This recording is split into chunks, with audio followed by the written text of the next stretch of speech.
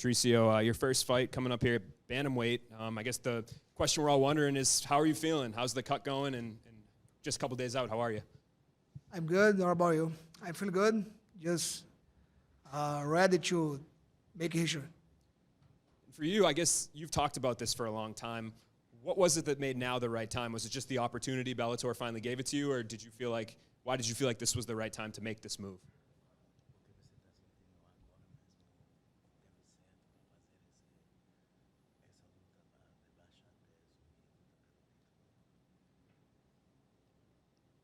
Eu vou falar em português e traduzir, certo? Eu acho que é natural. A gente tem o título do peso pena por muitos anos. Eu acabei vencendo o Michael Chandler em 1 minuto naquela disputa de cinturão do peso leve. Então, apareceu a oportunidade agora de lutar pelo peso galo e o Bellator me ouviu. Agradeço pela oportunidade e é isso. Vamos lá pegar esse terceiro cinturão, se Deus permitir. I've been the champ for many years at featherweight here in Bellator. I went up to 155, knocked out Michael Chandler in 1 minute, vacated the belt. Patricio Pitbull won it, my brother. And this opportunity arose to fight for the 135-pound bantamweight title against Sergio Pettis, and I'm grateful for this opportunity. I can't wait. I'm sure when you planned this, you had an idea of how, you know, moving down in weight would go. But now that you've gone through most of the process, is it what you expected? Has it been easier? Has it been more difficult to shed those pounds?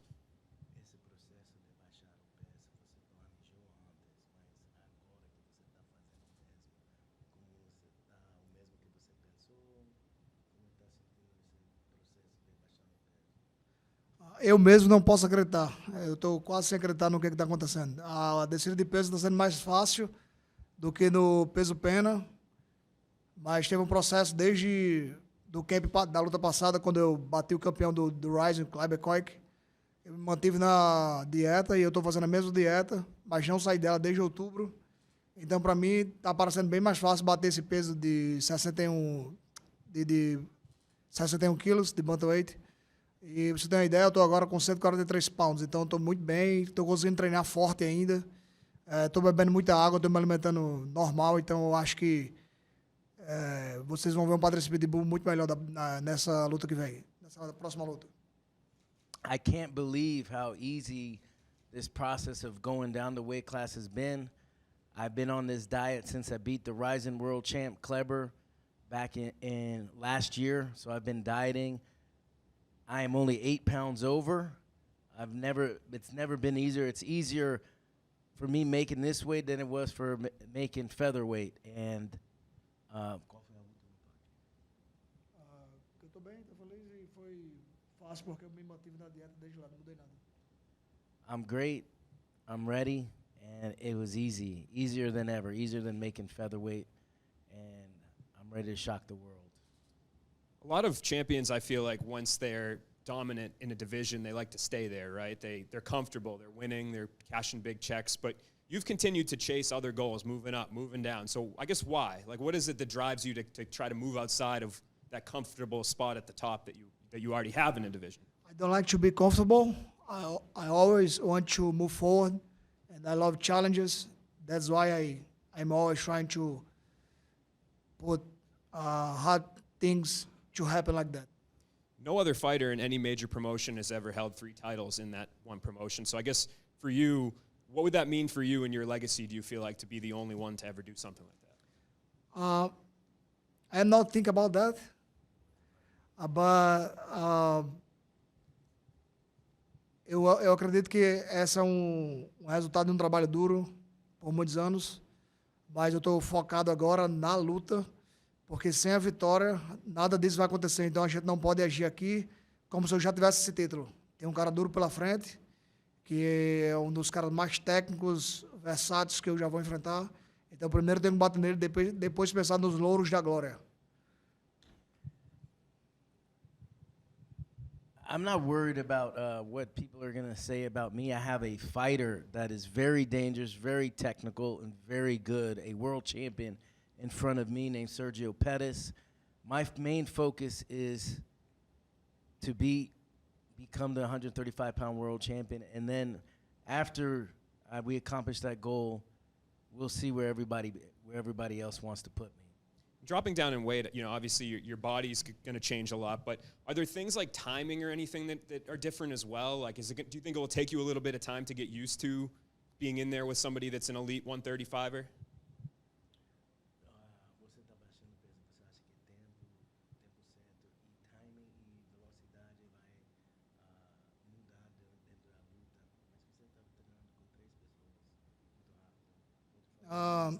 Eu tive uma estratégia no meu treinamento que foi ter 2 sparrings da categoria de 57 quilos, que são mais rápidos ainda, e outro de 61. Foi Ivan, Guilherme e Tayan. Então esses caras me trouxeram um treino adequado, todos 3 imitando o meu adversário, e naturalmente mais rápidos que eu, e eu consegui equiparar minha velocidade a todos os 3. Então me sinto bem na categoria. Meu peso baixou natural, então tive uma descida gradual de peso, então eu estou confortável. Vamos ter a prova real no dia da luta. Yes, I prepared very well for this. My strategy is I brought in 2 flyweights, Ivan the Terrible and Master Splinter Guilherme, and a bantamweight, Tayan the Blade. And they all are faster than Sergio Pettis. So I was doing 6 6-minute rounds with them. And my weight has come down natural, and my speed, I've been able to maintain my speed and even get even faster and maintain my strength thanks to Best Bio, Chical Freitas. There's a lot of debate amongst fighters, fans, even media about what makes up a GOAT. I'm wondering what you believe is the definition of a GOAT. What sort of things need to be on the GOAT's resume to solidify that title?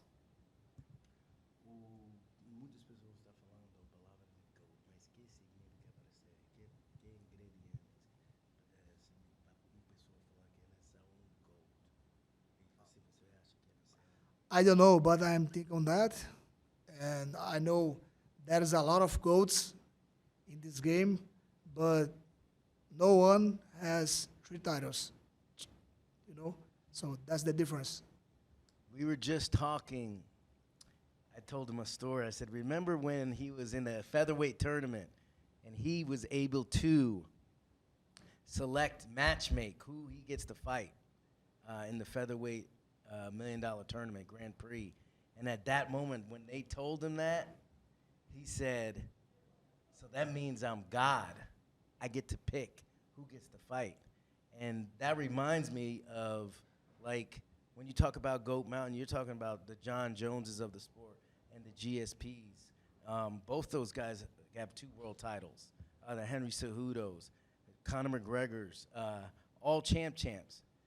But nobody's got that 3rd division. And in my opinion, on June 16th, Patricio Pitbull gets God mode activated. He goes above GOAT Mountain. He's the one that selects who becomes on GOAT Mountain, in my opinion. But first, let's win that fight. My focus is on that. Hi, Patricio. Your brother Patricio is scheduled to fight your former opponent, AJ McKee. What's your opinion of this matchup, and do you see yourself ever competing against McKee since your rivalry is tied at 1 apiece?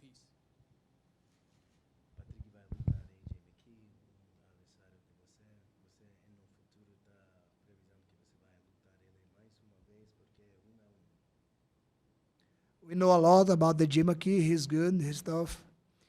But I believe my brother's going to knock him out. And about me against him, I don't know. Maybe if I go up to the lightweight division, I believe. But I don't think he's going to go down again. And then you and your opponent, Sergio Pettis, are both dangerous strikers. How do you see this fight playing out on the feet Friday night?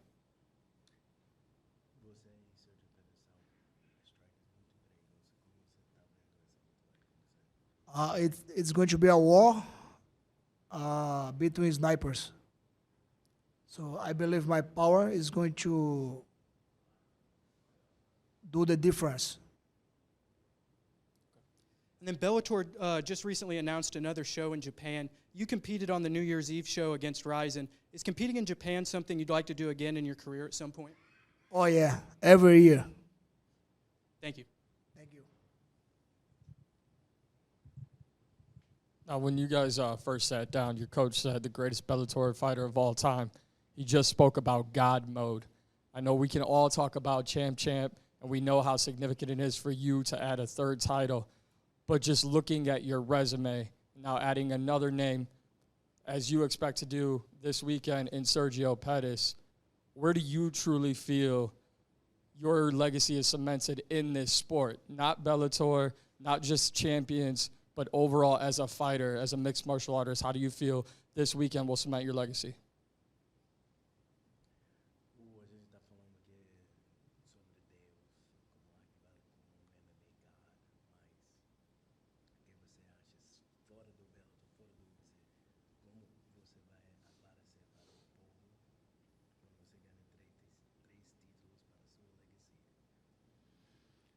Eu realmente não sei.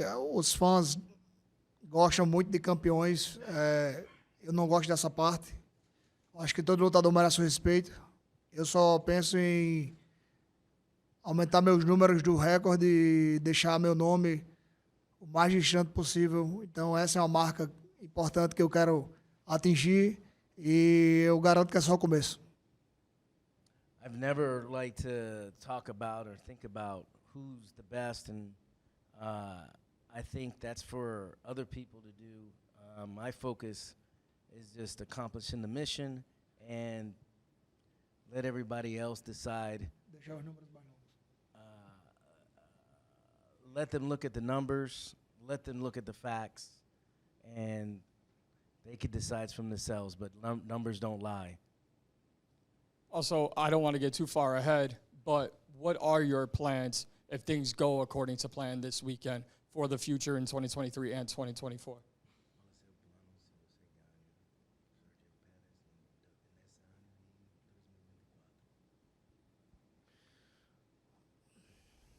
First, I have to get the victory.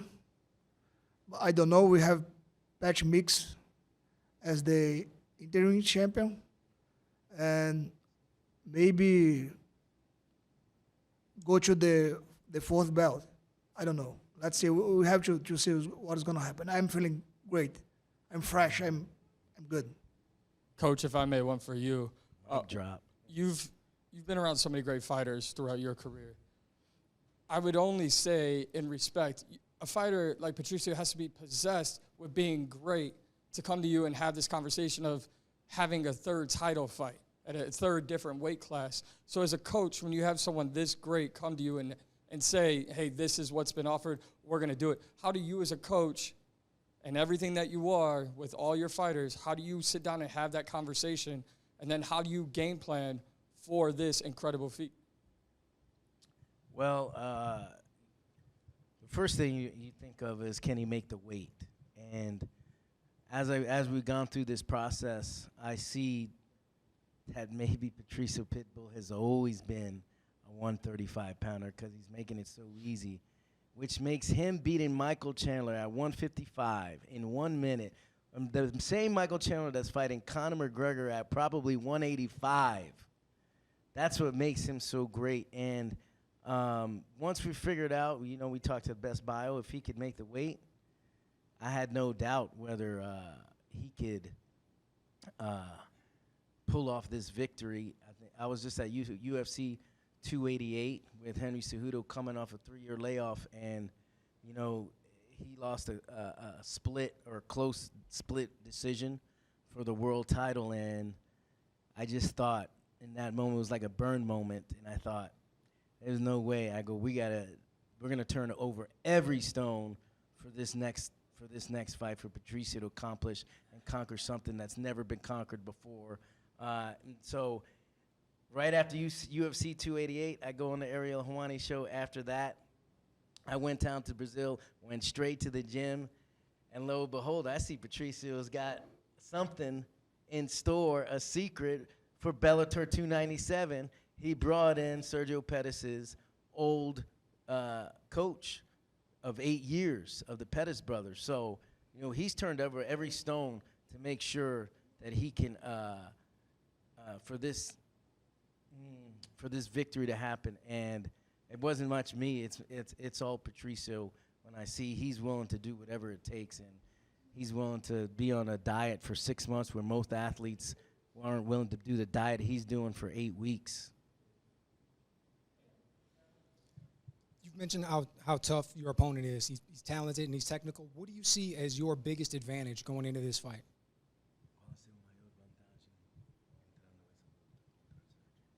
My will. Nobody has my will. Nobody. And Coach, you mentioned, bringing in Daniel Wanderlei, former coach for Sergio Pettis. Can you talk about how that came about? And was it a big surprise to just you, or did you know that this was happening coming in? Oh, you know me. I'm a captain, and, all is fair and love and war. I wish I could have thought of that tactic, but it was all Patricio Pitbull. You want me to tell it, or you want to? A história? Sim. Como... Quer que eu fale a história toda? Pode falar. Eu fui em Recife, uma cidade perto de Natal, e a gente estava no hotel e eram 3 homens, só tinha uma cama, e aí, porque não tinha mais vaga em hotel. I went to Recife to get my visa. História engraçada. It's a city about 2 hours from Natal, Brazil. I have to get an American visa, tourist visa, or I'm sorry, work visa. And I went to my... Eu tinha que achar um hotel, mas não consegui. Só tinha três homens e a gente ficou. Quando entrou no quarto, só tinha uma cama. There was 3 of us, and then we found a hotel, but there was only 1 bed. Aí, meu amigo Ronnie Jason estava pensando em quem pedir ajuda. E aí ele lembrou de um amigo, Hugo. So one of our fighters, Honey Jason, former Ultimate Fighter winner, remembered doing a camp in Recife, and he had a friend named Hugo. E aí, aí quando a gente chegou lá em Hugo, já era de madrugada, já era de manhã. E by the time we got to Hugo's place, it was already like middle of the night. E o cara é um fã muito grande de luta e falou pra mim, cara, eu sou amigo de Daniel Wanderlei. Ele treinava os irmãos Pettis. Você vai lutar contra Sérgio agora, né? He said, hey, I'm a huge fan of MMA, and I'm good friends with Sergio Pettis' old coach, Daniel Wanderlei. We grew up together as childhood friends. E eu falei, sim, vou lutar. Aí ele disse, você quer que eu fale com ele? Aí eu falei, mas como assim? Ele não treina Sérgio? Ele falou, não, faz 2 anos e meio que eles não trabalham mais. He said, you want me to give him a call? And he goes, well, doesn't he still coach Sergio? And he goes, no, he hasn't coached him in 2 years. Isso era 3 horas da manhã, eu nunca imaginei que ia encontrar um cara que conhecia o ex-treinador dele. It was 3 in the morning. I never imagined that I would run into someone who knew Sergio Pettis' ex-coach. E aí eu fui pra casa de manhã, tirei meu visto, fui pra casa. E assim que eu cheguei em casa, eu recebi a ligação de Hugo, perguntando se queria que ligasse mesmo. E aí eu falei, porra, eu não quero ser antiético, mas se você ligar e perguntar por você mesmo, perguntando a ele, pode fazer a ligação. So I went home, went back to Natal, thought about it, and I gave Hugo a call. I said, listen, I don't want to be unethical. If you want to give him a call and see if he's available or interested in coming to Brazil and coaching, go ahead and see what he says. E aí ele fez uma ligação entre nós 3 e aí Daniel falou que respeitava os irmãos, mas que seguiram caminhos diferentes e que é profissional, e eu convidei ele pro meu campo e ele aceitou. So we did a 3-way call, and he said, I don't work with the Pettis brothers anymore. We're professional, and Tenho família para sustentar e eu aceito. and I have a family that I have to support, and this is my job, and I'm interested. I'm interested in being part of your camp, and that's how it went down. 3 in the morning. That's it.